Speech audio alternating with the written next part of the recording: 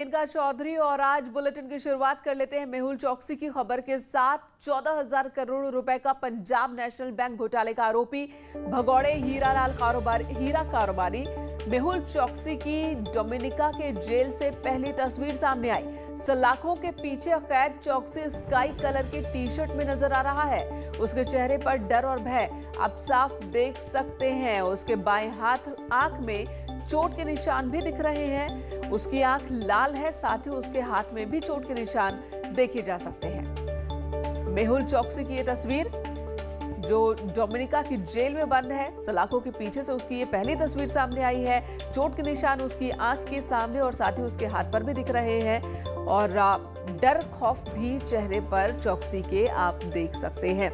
इससे पहले डोमिनिका से वो भाग निकला था और हालांकि उसने दलील ये दी थी कि उसका अपहरण हुआ था, लेकिन डोमिनिका की पुलिस ने ये मानने से इनकार कर दिया और साथ ही वहां की अदालत ने भी ये मानने से इनकार कर दिया।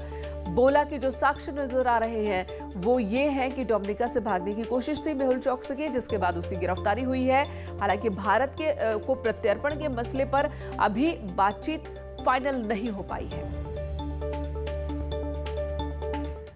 उधर बुलंदशहर के सराफा बाजार में एक 3 मंजिला मकान अचानक भरभराकर गिर पड़ा। हादसे की सीसीटीवी तस्वीर सामने आई है। 2 तस्वीरों में आप हादसे को देख सकते हैं तो किस तरीके से ये मकान गिरा। इन तस्वीरों में देखिए, हादसे में किसी के हताहत होने की खबर नहीं है। बताया जा रहा कि मकान मालिक का परिवार दिल्ली में रहता है और मकान बंद था। पड़ोस के मकान में नींव खोदे जाने की वजह से यह हादसा हुआ है और हादसे के बाद इलाके के लोग अब दहशत में हैं। तो पड़ोस में एक मकान के लिए नींव खोदी जा रही थी और उसी दौरान ये मकान धराशायी हो गया, भरभरा कर गिर गया। 3 मंजिला ये मकान, तो इससे आप मकान की मजबूती का भी अंदाजा लगा सकते हैं। फिलहाल अफरा तफरी का आलम, जैसे ही मकान ढहा आसपास के इलाकों में अफरा तफरी मच गई। गनीमत रही कि इस हादसे में कोई हताहत नहीं हुआ, क्योंकि इस मकान में कोई नहीं था। ये मकान खाली था और आसपास भी उस वक्त लोग मौजूद नहीं थे जब मकान गिरा।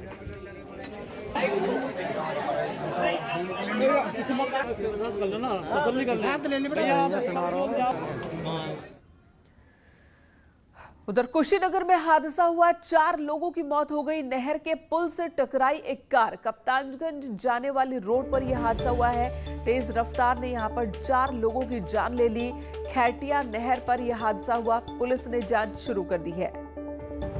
अभी तक की जांच के मुताबिक जो बात सामने आ रही है, यहाँ पर तेज रफ्तार की वजह से यह हादसा हुआ है और 4 लोगों की मौत इस हादसे में हुई है। अशोक हमारे सहयोगी इस वक्त हमारे साथ मौजूद है। अशोक, कैसे हुआ हादसा और क्या सभी लोगों की मौत हो गई जो भी हादसे का शिकार हुए थे? जी, बिहार से गाड़ी आ रही थी जो नौरंगिया से कप्तानगंज की ओर जा रही थी। एक जगह पड़ता है खैरटिया नहर, उस पुल पर पहुंचने के बाद चूंकि रफ्तार काफी तेज थी, पुल के पर बने रेलिंग से टकराई है और गाड़ी पलट गई, जिसके बाद गाड़ी में आग भी लग गई। तो देर रात की घटना होने की वजह से कोई वहां पहुंच भी नहीं पाया, जिससे लोगों की मदद नहीं हो पाई और कुछ जो घायल हुए उनका दम भी घुटा, जिसे आग लगने के बाद दम भी घुटा और चारों लोग कार सवार थे, 4 लोगों की मौत हो गई। ये कुशीनगर के कई इलाकों के लोग रहने वाले थे। बाद में काफी देर बाद स्थानीय पुलिस नौरंगिया थाने की पुलिस पहुंची और जिन्होंने युवकों को बाहर निकाला, लेकिन तब तक 4 लोगों की मौत हो चुकी थी। जय अशोक, धन्यवाद पूरी जानकारी देने के लिए। तो 4 युवकों की जान चली गई। रफ्तार ही इस मौत की वजह, एक बड़ा सड़क हादसा। इधर आगरा लखनऊ एक्सप्रेस वे पर हादसा हुआ है और यहां पर पहिया निकलने की वजह से बस पलट गई है। हादसे में 13 सवारियां घायल हुई हैं। फर्रुखाबाद से जयपुर जा रही थी ये बस। थाना डौकी इलाके में हादसा हुआ। बस का एक पहिया निकल गया, जिसकी वजह से बस हादसे का शिकार हुई। बस में उस वक्त कई लोग सवार थे। 13 लोगों के घायल होने की बात सामने आ रही है। आगरा लखनऊ एक्सप्रेस वे पर यह हादसा हुआ है, बस का पहिया निकला। आरिफ हमारे साथ मौजूद है। आरिफ, 13 लोगों के घायल होने की बात आ रही है, क्या अपडेट आपके पास है? देखिए मेनका, ये बस जयपुर से जयपुर जा रही थी। इसी बीच लखनऊ एक्सप्रेस वे पर इसका पहिया निकल गया और बस पलट गई। इसमें अभी 13 सवारियां घायल हुई हैं। हालांकि कोई मौत नहीं हुई है, ये अच्छी सुखद खबर है, लेकिन 13 सवारियां जरूर घायल हुई हैं। लेकिन इस बस में करीब 90 के आसपास सवारियां भरी हुई थी।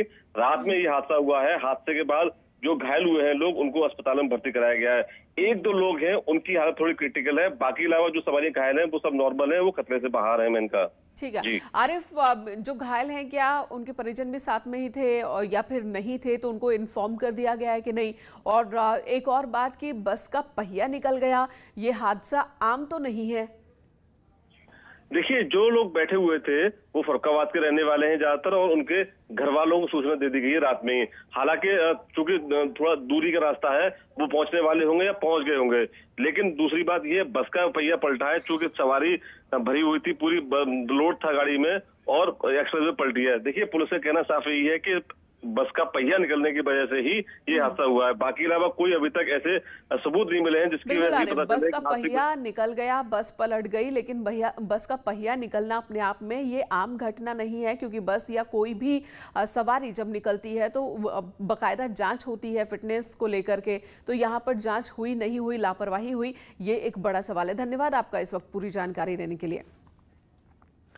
इधर अलीगढ़ शराब कांड में सीएमओ बीपी सिंह कल्याणी के मुताबिक अब तक 25 लोगों की जान जा चुकी है। 24 लोगों का जिला हॉस्पिटल में इलाज चल रहा है। 15 मरीज इस वक्त वेंटिलेटर पर हैं। साथ ही कुछ लोगों का निजी हॉस्पिटल में भी इलाज चल रहा है। बीजेपी सांसद सतीश गौतम ने मृतकों की संख्या 30 से 35 के बीच बताई थी। इस मामले में पुलिस अब तक एक महिला समेत 6 लोगों को गिरफ्तार कर चुकी है। वहीं 2 फरार आरोपियों पर 50-50 हजार रुपए का इनाम घोषित किया गया है। इस मामले में अब तक आबकारी विभाग के 5 अधिकारी और लोधा के थानाध्यक्ष को निलंबित किया जा चुका है और पूरे मामले की जांच एसपी क्राइम को सौंपी गई है। साथ ही सीएम के आदेश पर आरोपियों की संपत्ति की कुर्की की तैयारी भी चल रही है। जो ऑथेंटिक डाटा है अभी तक मेरे पास वो 25 का है और 24 लोग मेरे अभी भर्ती हैं, जिसमें से 15 की डायलिसिस चल रही है। वो उसमें से भी कुछ लोग गंभीर स्थिति में हैं। अलीगढ़ में हुए शराब कांड की जानकारी लेने के लिए यहाँ सीओ सिविल लाइन मौजूद है, तो उनसे जानते हैं कि आखिर शराब कांड में क्या अपडेट है और आरोपियों की गिरफ्तारी के लिए किस तरीके से प्रयास किया जा रहा है। सर, जिस तरीके से आरोपियों की गिरफ्तारी के लिए प्रयास किया जा रहा है, क्या कहें? आरोपियों की गिरफ्तारी के लिए पुलिस द्वारा 3 टीमें गठित की गई हैं। अलग अलग जगह दबिश दी जा रही है। जो मुख्य अभियुक्त था वो पकड़ा गया है। जो 2 अन्य अभियुक्त हैं उनके खिलाफ अलग अलग स्थानों पे दबिश दी जा रही है और उन पे जो इनाम था उसको बढ़ा के एडीजी सर ने 50,000 कर दिया है। तो संभावना है कि जल्द से जल्द उन्हें गिरफ्तार कर लिया जाएगा। सर, जिस तरीके से मौतों का भी आंकड़ा बढ़ रहा है, तो लगातार आरोपियों के खिलाफ किस तरीके की कार्रवाई होगी जिससे कि आगे जो है इस तरीके की घटना को अंजाम ना दे पाए? जैसा कि मुख्यमंत्री जी ने निर्देश दिए हुए हैं, हमें एनएसए के तहत आरोपियों के खिलाफ कार्रवाई की जा रही है और जो भी वैधानिक कार्रवाइयाँ हैं, जितने भी आईपीसी के तहत जो भी धाराएं हैं वो उनके खिलाफ लगाए जा रहे हैं। तो अभी तो मुख्यतः जो अभियुक्त मुख्यतः हैं उनके खिलाफ एनएसए की कार्रवाई के लिए बात चल रही है और कार्रवाई की जा रही है। और हर बार जब इस तरह के मामले सामने आते हैं उसके बाद जांच और छापेमारी की प्रक्रिया शुरू हो जाती है। इस बार भी ऐसा हुआ। अलीगढ़ के बाद अब एटा में पुलिस और आबकारी विभाग की टीम ने संतीपुर गांव में छापेमारी की और वहां पर अवैध रूप से चल रही शराब फैक्ट्री का खुलासा किया। छापे के दौरान पुलिस ने 2 शराब तस्करों को गिरफ्तार भी किया। साथ ही मौके से 70 पेटी शराब बरामद की है। शराब बनाने का सामान भी जब्त किया गया है। तो ऐसा अक्सर होता है, जब कोई कहीं बड़ा कांड होता है तो आबकारी विभाग और पुलिस की टीम दूसरे इलाकों में सतर्क नजर आने लगती है, लेकिन उसके बाद फिर से शराब की अवैध भट्टियां उसी तरह से धधकने लगती है। कला में ग्राम संतीपुर में एक अवैध देसी शराब की फैक्ट्री का खुलासा हुआ है, भंडाफोड़ हुआ है, जिसमें 2 लोग गिरफ्तार किए गए हैं और बॉटलिंग के मशीनों सहित करीब 57 जो देसी शराब जो अवैध शराब है वो की पेटियां बरामद हुई हैं। साथ ही साथ बड़ी मात्रा में खाली बोतल, ढक्कन और अन्य सामग्री बरामद हुई है। साथ ही साथ जो अल्कोहल है, करीब जो है कच्चा अल्कोहल 1 ड्रम बरामद हुआ है। और पूरे एटा जिले में अवैध शराब के खिलाफ ताबड़तोड़ कार्रवाई हुई है। 30 जगहों पर छापेमारी हुई। 8 शराब तस्करों को गिरफ्तार किया गया है और इनके पास से 213 लीटर कच्ची शराब बरामद की गई। टीम ने मौके पर करीब 4,900 लीटर लहन नष्ट किया और 12 शराब भट्टियों को भी नष्ट किया गया है। लेकिन सवाल है कि इतनी शराब भट्टियां यहां पर चल कैसे रही थी।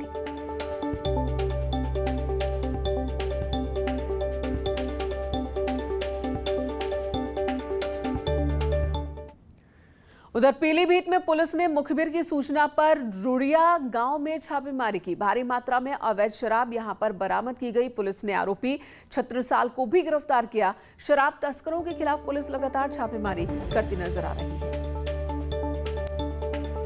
पीलीभीत में भी पुलिस और आबकारी विभाग की टीम ने एक्शन लिया है। यहां पर भी अवैध शराब के खिलाफ आंदोलन चलाया गया और कार्रवाई की गई है। यहां पर भी भारी मात्रा में अवैध शराब बरामद भी की गई है। लेकिन सवाल यही होता है कि जब कहीं कोई बड़ा मसला होता है, बड़ी घटना हो जाती है, जब 10, 12, 13, 20, 25 लोगों की मौत होती है, उसके बाद ही आखिर क्यों प्रशासन हरकत में आता है? बीच बीच में ये एक्शन होता क्यों नहीं रहता है? प्रतापगढ़ से बड़ी खबर आ रही है। बदमाशों ने 2 सराफा कारोबारी को गोली मार दी है। बदमाशों ने लूट का विरोध करने पर व्यापारी को गोली मारी है। इन दोनों की हालत गंभीर बताई जा रही है। इलाज के लिए प्रयागराज रेफर कर दिया गया है इन्हें। बदमाशों ने 22,000 रुपए की लूट के लिए वारदात को अंजाम दिया। बाइक से फरार हो गए ये बदमाश। शादी समारोह से लौट रहे थे दोनों कारोबारी। सीओ समेत भारी पुलिस फोर्स मौके पर मौजूद है। नगर कोतवाली के नया माल गोदाम के पास ये वारदात हुई है। रोहित सिंह हमारे सहयोगी इस वक्त प्रतापगढ़ से हमारे साथ मौजूद है। रोहित, 2 व्यापारियों को गोली मारकर बदमाश भाग निकले। अभी तक कोई सुराग बदमाशों का? जी, अपने दर्शकों को बताना चाहेंगे, ये कल बीती रात जो है शादी समारोह से वापस आ रहे थे। जैसे नगर कोतवाली पुराना माल गोदाम फाटक है, वहां से पहुंचते हैं। वैसे ही बाइक सवार 2 बदमाश जो आते हैं और इनसे जो है लूट जो है प्रयास करते हैं। लेकिन व्यवसायियों द्वारा जो है लूट का विरोध किया जाता है। तो बाइक बदमाशों ने जो है दोनों व्यवसायी को गोली मारी है और दोनों व्यवसायी जो है उनकी हालत जो है वो गंभीर बताई जा रही है। ये दोनों व्यवसायी रोहित, क्या व्यापारियों ने किसी पर शक जताया है? नहीं, ये जो अभी जांच पड़ताल में सामने निकल के बात आई है। हालांकि जो है ये बदमाश को जो है पहचान नहीं पाए हैं, ये अज्ञात हैं और घटना को अंजाम दे जो है ये फरार हो गए हैं। हालांकि दोनों की हालत जो है वो गंभीर बनी हुई है। ठीक है। रंजन सोनी और अजय वर्मा जो है गोलवारी इलाके के रहने वाले हैं और घटना के बाद तुरंत सीओ और भारी पुलिस बल मौके पर पहुंचे हैं और जांच में जो है जुटे हुए हैं। ठीक है रोहित, तो जांच हो रही है। अभी तक बदमाशों को पकड़ा नहीं जा सका है। 2 व्यापारी, दोनों को गोली लगी। फिलहाल दोनों हॉस्पिटल में। एक ब्रेक के लिए रुकेंगे, तुरंत लौटेंगे। आप मोदी सरकार के 7 साल पूरे होने के मौके पर आज बीजेपी पूरे उत्तर प्रदेश में सेवा कार्यक्रम का आयोजन कर रही है। इसके तहत बीजेपी की पदाधिकारी और सांसद, विधायक यूपी के 23,000 गांव में जाकर सेवा कार्य करेंगे। सीएम योगी वर्चुअल माध्यम से महोबा के सिझरी और सीतापुर के गुरेपारा गांव के ग्रामीणों के साथ संवाद करेंगे। वहीं उप मुख्यमंत्री केशव प्रसाद मौर्य प्रयागराज के पूरा मुफ्ती गांव, थानापुर गांव में और केंद्रीय मंत्री स्मृति ईरानी अमेठी लोकसभा के जर्रोटा गुन्नौर गांव में ग्रामीणों से बात करेंगी।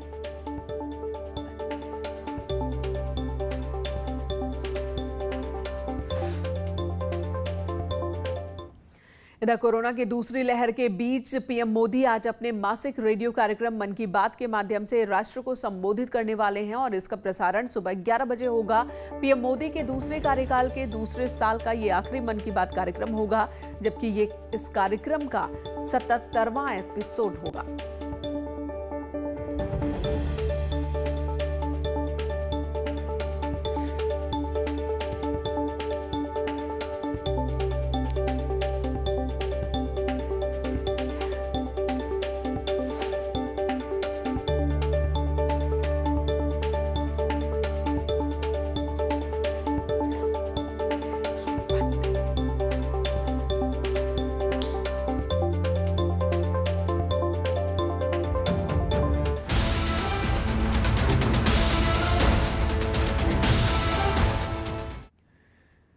कोरोना से अनाथ हुए बच्चों के लिए मोदी सरकार ने बड़ी योजना का ऐलान किया है। पीएम केयर्स फॉर चिल्ड्रन नाम की इस योजना में बच्चों को कई तरह की मदद दी जाएगी। कोरोना वायरस की दूसरी लहर से जूझ रहे देश में कई ऐसे बच्चे हैं जिन्होंने अपने माता पिता को खो दिया है। राज्य सरकारें ऐसे बच्चों की मदद के लिए लगातार हाथ बढ़ा रही हैं। इसके साथ ही केंद्र सरकार ने भी मदद करने का फैसला किया है। इसकी जानकारी पीएम मोदी ने ट्वीट करके दी है। उन्होंने लिखा है कि PM cares for children fund के तहत सहायता दी जाएगी। इस योजना के तहत 18 साल पूरे होने के बाद मासिक भत्ता दिया जाएगा और जब 23 साल पूरे हो जाएंगे तो 10 लाख रुपए दिए जाएंगे। सरकार की ओर से अनाथ बच्चों को मुफ्त शिक्षा दी जाएगी और उनका हेल्थ बीमा भी किया जाएगा। इस योजना के सामने आने के बाद गृह मंत्री अमित शाह ने ट्वीट किया है। उन्होंने लिखा कि मोदी सरकार ने कोरोना के कारण अपने माता पिता को खोने वाले बच्चों का ध्यान रखने के लिए एक बहुत ही संवेदनशील और कल्याणकारी निर्णय लिया है। इसके बाद बीजेपी अध्यक्ष जेपी नड्डा ने भी ट्वीट किया है। उन्होंने लिखा है कि नरेंद्र मोदी ने कोरोना के कारण अपने माता पिता को खोने वाले बच्चों की मदद के लिए कई योजनाओं का ऐलान किया है। प्रधानमंत्री के ये निर्णय बहुत ही संवेदनशील और भारत के भविष्य को मजबूती देने वाले हैं। इनके लिए मैं मोदी जी का आभार प्रकट करता हूं। यहां रुकेंगे एक ब्रेक के लिए। खबरों का सिलसिला न्यूज़ 18 पर जारी है।